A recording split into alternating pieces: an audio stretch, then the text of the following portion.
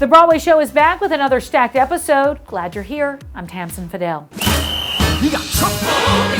Right in River City. We are on the road to the Tonys, and we're kicking things off with The Music Man. It's nominated for 6 Tony Awards, including Best Revival of a Musical, Best Actor in a Musical for Hugh Jackman, and Best Actress in a Musical for Sutton Foster. Let's send it out to Paul Wontorek. Thanks, Tamsin. The Music Man marks Sutton Foster's 7th Tony Award nomination.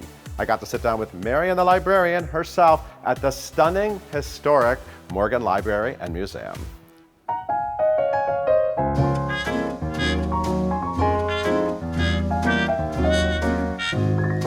Sutton, it's so good to see you. It's so good to see you too. You are a 7-time Tony Award nominee now, 2-time winner. 7 Tony nominations.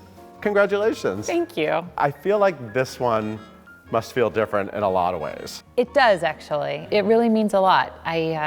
Especially after the last couple years, even just sort of taking on this role that I was like really intimidated and scared about. It feels particularly special to be recognized. It's also been a while. It has been a while. It's been like, I think, 8 years since Violet. Violet was in 2014. You were off being a TV star and doing 7 seasons of Younger, which I loved every episode. Thank you. But yes, you're back, and so it's a nice return. A nice return, yeah. And your name is really big on that. My name is really big on a billboard that I try to avoid at all costs. Really? Yes. Looking up at that. I do. If I take the subway, I am forced to face it, like because the 50th Street subway is right there, and I'm like, and it's just so big. But it was on, that billboard was up for like 2 years. The entire pandemic, yes. And I refused to look at it. Right. Do you remember the first time your photo was like on a billboard in Times Square? Oh gosh, it had to have been Millie, right? I guess so, yeah. Remember that show? That was a good show. That was a good show 20 years ago. Years ago. That's why this also feels special. This is the 20th anniversary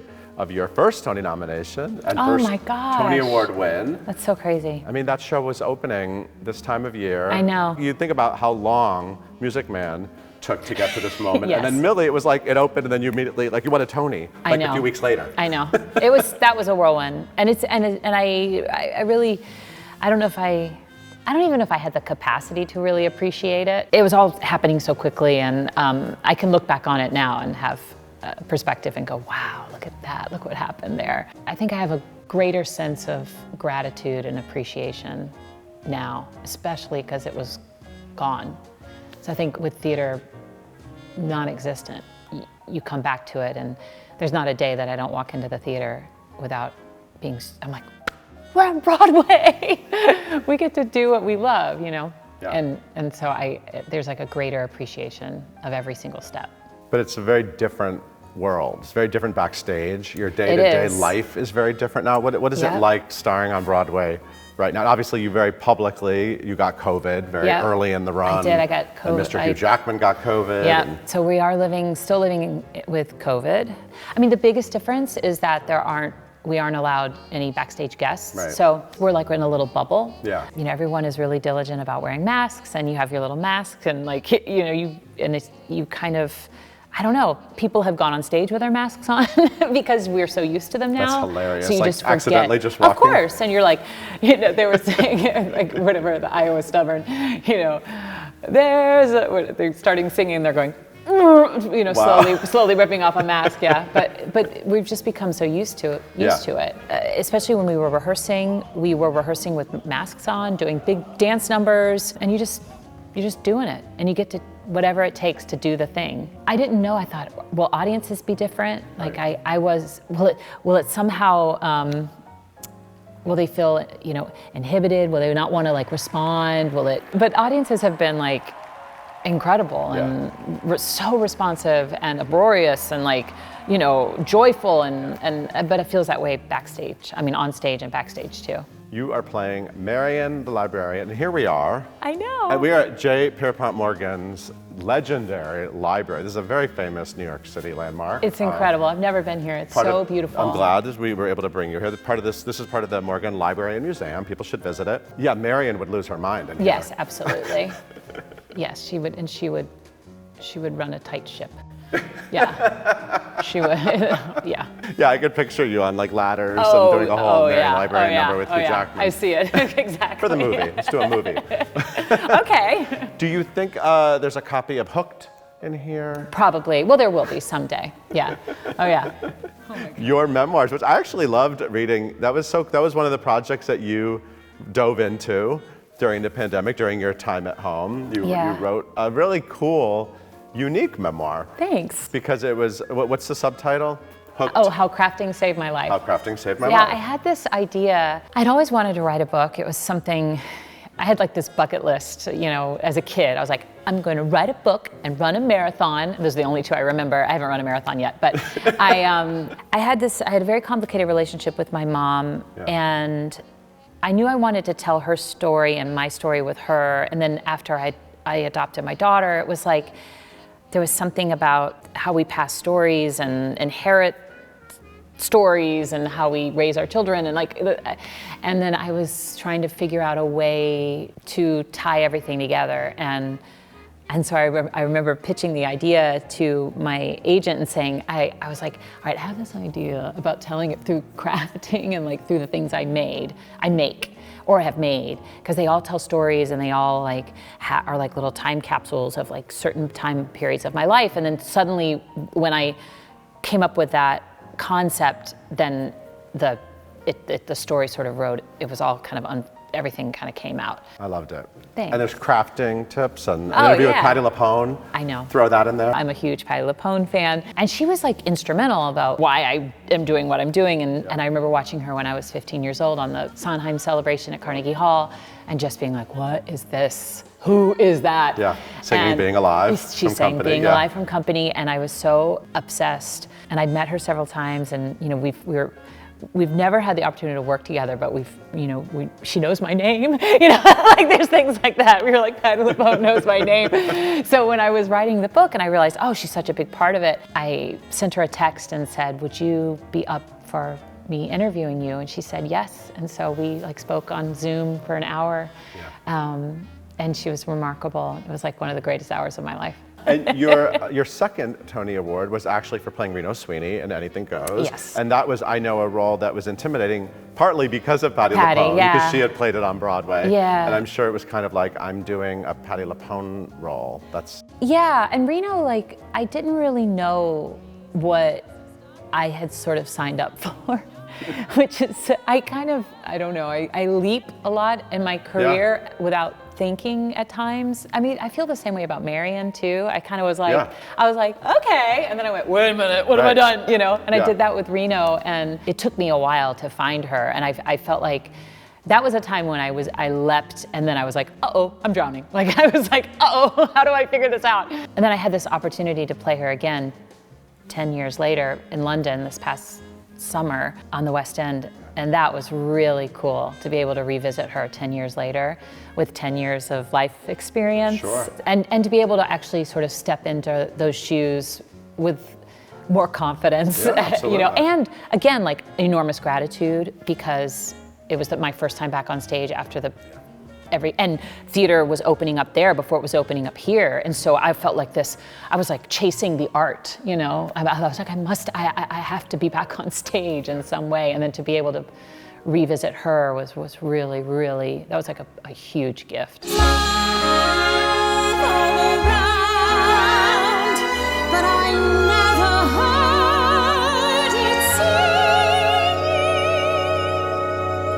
You are a very talented performer. We've seen you do many things, but I think of Marian Librarian as a very sort of rigid soprano, ingenue.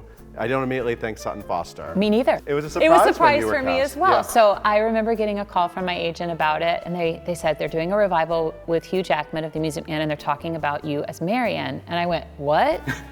My first reaction, there's probably 20 people I would cast before me. You know, I was kind of like, oh, that's so, I was like, why? That's weird. And then because that was my first reaction, I went, huh. Right.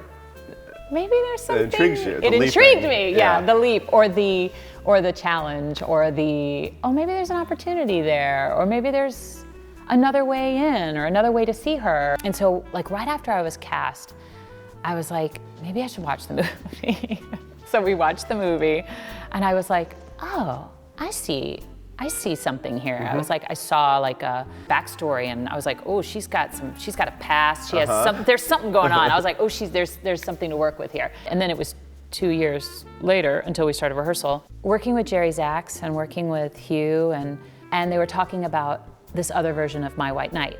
Long ago, there was this extended version of My White Knight, and that had this huge patter section in the start, because the way I knew My White Knight was just the traditional, sort of ballady thing. And then as soon as they introduced that, I was like, oh, okay. That was your end. It was kind of. But then, oddly enough, I was still sort of freaked out by how she sounded. How do I find her voice, And we played with keys and all these things, but I still felt like, oh, I'm supposed to be this. I'm supposed to fit into this mold. And then, oddly, with playing Reno again in London, I was walking to the theater, and I was like, well, why can't the end of My White Knight be big? Why does it have to be that? And I was like, no, why can't she have, I was like, that's one of my strengths. This is her most, this is the strongest moment for her vocally in the show. And I was like, so I came in to poor Patrick, our music director, and I was like, I think I want to change the end of this. And I came in, and he was, to his credit and to everybody, they were like, let's try it. And so we just tried all these different ways, and that song just kept evolving and changing and growing, and then it was this thing, I felt like I was wrestling, but then I was like, oh, so is Marian. And then the minute I let go of trying to be something else and just tried to find my way in, then it just unfolded. It's like one of my proudest things characters I've ever sort of found is with her. Yeah, I was in the audience and I was like, yeah, give me that Sutton Foster ending. Give it to me.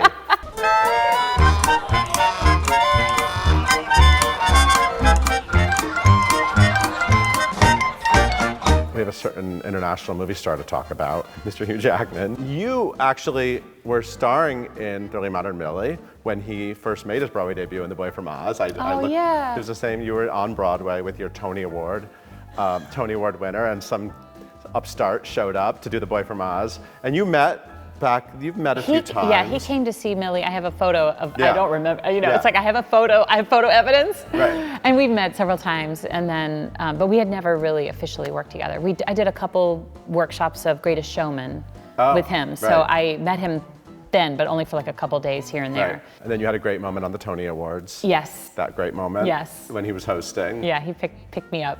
I have a photo. We have, again, photo evidence of that. Yeah. By all accounts, he is the nicest guy, the hardest working guy. It's a little dull. I mean, it's a little dull how perfect he seems. Yeah. Is anything I need to know about this guy, or is there anything you were surprised by? Maybe anything surprised you about actually working with him now every night, or? I forget that he's Hugh Jackman. Yeah. Mr. Hugh Jackman. Sometimes I have International. Wolverine. Yeah, I forget it. I forget that. He would do this when we were collecting for Broadway Cares. Made a lot of money for Broadway Cares, yeah. We raised so much money. It was unbelievable, the generosity of people. I'm blown away by it. People would call out, they'd be like, I love you, Wolverine! And he would do his Wolverine, and I'd be like, oh my God! And I would freak out, and I would have to run and hide in the corner, and I was like, I would just forget. I'm like, wait, because I just sort of see this guy who's I think one of his superpowers is that he's so disarming. Yeah. He immediately puts everyone at ease. He doesn't make anything about him. He's so incredibly generous to everyone around him. And so you're just like, oh, okay. So the greatest thing that's happened out of this whole experience is that I have a new friend who happens to be Hugh Jackman, which is super weird. But he's just to Emily, to my daughter, it's Uncle Hugh. So, she has no idea. She was like, is Uncle Hugh coming? Or whatever. And I'm like, yeah. He's just part of the family, Well, I wanted to ask you about going through this experience with Emily, because she's old enough now and she can obviously see the show. Yeah, she was with us in London, obviously. Right. But she saw 7 West End shows. Wow. I've seen 0. What was her favorite? Because I was very busy. She really liked Frozen. Oh, okay. Yeah, she was going through a frozen phase. But Hairspray was running there, so they saw Hairspray. She saw Anything Goes like 4 times. Wow. I know. And then she saw Joseph and Frozen and Singing in the Rain and like Lion King. She saw a ton of stuff. I invited her to the opening of Music Man, but she wanted to see it before the opening just to make sure she liked it. But she said a couple of profound things. She's seen it now 3 times, I think. And the last time she saw it, she said, "Mommy, at first," she was talking about Harold Hill, she goes, "At first, you only see his head, but then you see his heart." Profound. Profound. Meredith Willson would love that. Would love that. And then she goes, "Mommy, at first, you didn't like it when he threw the library cards, but then you threw the library cards." And I was like, yeah. She's so funny. But she really likes it. And then she'll wave, you know, in the audience. And she goes, "Did you see me waving?" I said, "Did you see me waving at?" She goes, did the kids see me?" Like she really wants to make sure that she knows that the kids. That she's out there supporting everybody. Yeah, and she really wants to. And she FaceTimes sometimes with Benjamin, who plays Winthrop. Yeah. He reads her a bedtime story. It's so sweet. At like half hour, they're like talking over FaceTime. This is parenthood. But I love this for you because I remember Sutton Foster in Thoroughly Modern Millie, this kind of scared girl trying to like be what everyone said she was, right? This Tony winner. And now I love that you're going through this totally different, the journey of those 20 years. Oh It's yeah, amazing. I have a whole stack of books, of children's books in my dressing room, and she watches me put on my makeup, and then she's like, has the show started? And I'm like, here it comes. They like listen to the train and they listen to the whole beginning, and I go, I have to wait until Uncle Hugh enters. And so we wait for Uncle Hugh's entrance, and I go, okay, good night, I gotta go, bye-bye. So she must be excited that you and Mommy and Uncle Hugh are both going to the Tony Awards. Does she even understand what the Tony Awards are? I tried to explain it to her today, but she was more interested in like singing a song about Paw Patrol. She really didn't care, which is best.